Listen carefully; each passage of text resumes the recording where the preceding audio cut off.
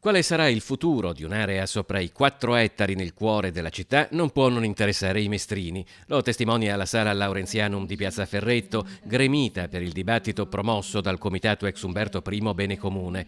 D'altro canto ci si trova di fronte ad un'opportunità storica per ridisegnare un'area strategica di Mestre abbandonata al degrado da un decennio. L'area è stata acquistata da un gruppo privato, ma rimangono ad esempio alcuni edifici di pertinenza pubblica.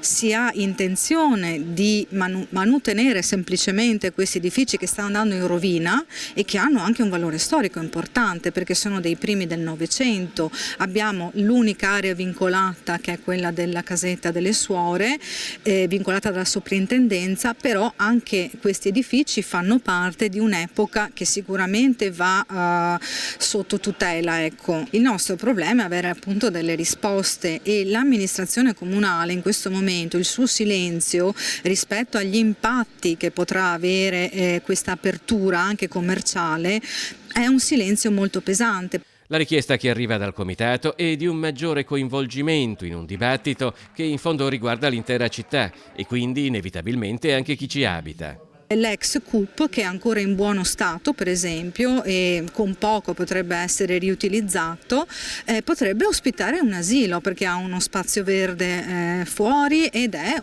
in buono stato di manutenzione. Le attività commerciali, i presidi sociali, gli uffici pubblici, tutte queste sistemazioni fanno parte di una competenza di pianificazione che spetta solo all'amministrazione comunale e chi non la sta facendo e sta presentando questa operazione con una mera trattativa privata in cui i cittadini non c'entrerebbero nulla. Ecco, noi diciamo che invece qualcosa c'entriamo.